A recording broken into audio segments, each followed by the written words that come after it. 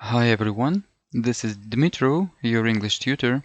In this short lesson, let me show you, probably you don't know yet, about this magnificent resource, online resource, to greatly enlarge your passive vocabulary, but also to make you used to this, processing large amounts of linguistic data mentally and in certain periods of time to make you immersed in real linguistic endeavor, like search.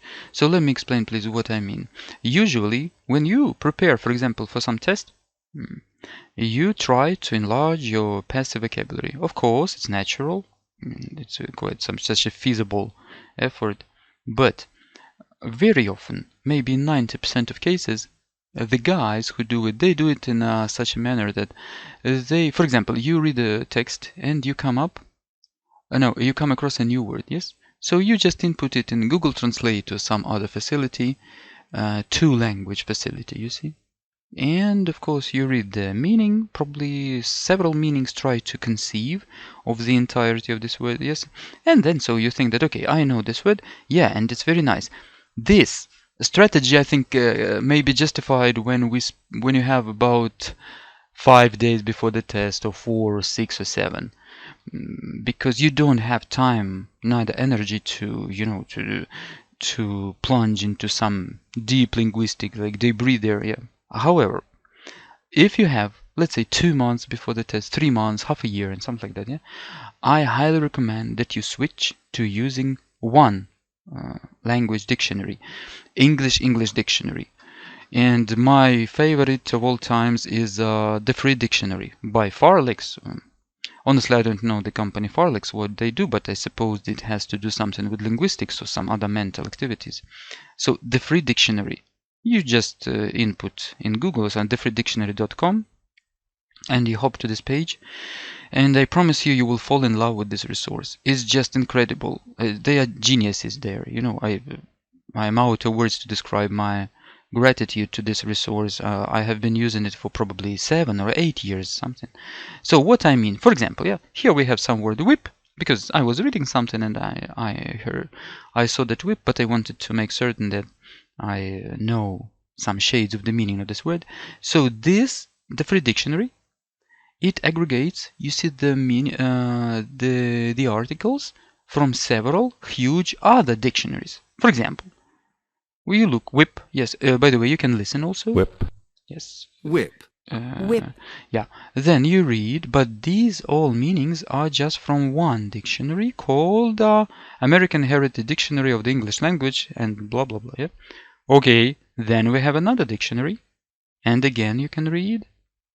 This dictionary is called Collins English Dictionary, and so on. Then I have the third dictionary. Again, of course, you can read if you wanna, if you still have some energy. It's Random House Kernerman Webster's College Dictionary, and so on and so on. Then you have some other things. Then you have some other explanations. Then thesaurus, a very important thing, where you can have a look at some words close in meaning, or far in meaning, or opposite in meaning, you see. Then you can have a look at what else? Some other even dictionary, what's this? Collins Thesaurus of the English Language. It's great, you see. And finally, there is something else. The American Heritage Rodgers, or yeah, I hope I see it clearly. Rodgers, no, Rodgers Thesaurus again. Then there are translations, for example, from English to Spanish. I don't need Spanish, but very often they give here beautiful, marvelous examples of sentences. So you see, then it's not all, it's magnificent. Then something else even, oh my god. Then we have what? Let me show you. We have samples of sentences. References in classic literature, you see? And you can read those sentences by Mark Twain, Conan Doyle, and so on. And so, I promise you that if you look at this, you see? I'm sorry for probably scrolling it too fast. At this whip, if you read leisurely, and with some pleasure, I promise you that you will fall in love with this word. But what's more, you can click any word, for example, to afflict, castigate, or reprove severely. Yeah, let's imagine that you don't know castigate. You click, yes, and also you plunge into the world of this castigate. You listen, you to punish or rebuke severely, see synonyms of punish. And what's more, I love reading the etymology. I will make several videos about it because it's very important. Learning the etymology of the word allows you to memorize it better, and with the flow of time you begin to feel the origin of the words. That a lot of words, they ultimately they originate from Latin, and very ultimately from Greek. And you will see those common roots and you will love it. You see, castigate, Latin castigare, castigat, from castus, pure. You see, so to castigate means to like punish, but with the aim of making somebody like more pure in his thoughts and body, something like that. So you see, try to switch to English dictionary. It's great. It's yeah, you will say that it will take more energy from me and time. Yep, I agree with you. That's why I said that try to use this approach when you have 3-4 months before the test, or 1 year, or any amount of time, not 3 days, because when you have to process huge amounts of text, for example, for Duolingo, and you want to ascertain that you know some of the words, so you don't have just time, neither energy to read this for for half a day. But if you have a lot of time, then just the very process of trying to understand these explanations will boost your English tenfold. You see, it's amazing. I know what I'm talking about because I've been doing it for several years, and very rarely, probably once in, I don't know, in 100 cases, I use English, like, let's say, dash my native language dictionary.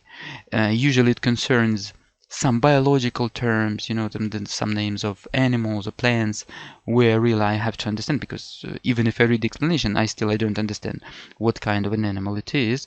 In all other cases, I'm happy with this Thefreedictionary. So give it a go, please. You will follow. No, I think it's the best out there. Just the most powerful on the internet, the best, and just I don't even know like what we can compare it with. It's like next to nothing, you see. So fall in love with this, and the very exercise, let me repeat myself, will greatly improve your English. Probably not speaking, but your ability, this scholastic ability to process huge amounts of printed material. It's great. It's 90% of your success at any test. Because speaking you can develop with a tutor. It's another, like it's a separate, let's say, kettle of water, yeah. But this one is okay, friends. So please give it a go. Probably you can try, and then in some time, if you remember, you can come back to this video and leave a comment and let me know, and others let us know what you think of this. I haven't met any guy in my life, I mean any student, who didn't like this dictionary. It's great. The only like drawback which we can surmise here is that it takes time for you to get used to this level of linguistic explanations. Yes, so because sometimes you plunge into this word, then into this word, it takes you somewhere further. There you don't know some other words, and then you make clear, and so on and so on and so you even finally, ultimately, you forget which word you have like started. But it's great. It's the process of your mental development. It's magnificent. Trust me, as a tutor with 20+ years of experience. Okay, I wish you success at all your English tests, and not only them. If you need some professional assistance, especially in limited periods of time, so you're welcome to address me, contact me. In all the details are in the description to this video. I have helped hundreds of students to, sometimes we work miracles, as they say, with their English, because there are some psychological, sometimes even philosophical, I don't know, aspects involved in this process of real tutoring and coaching. So, and they work, and I feel which to use in just those certain moments when it's the most appropriate. Okay, I love you guys, and see you in our next lesson.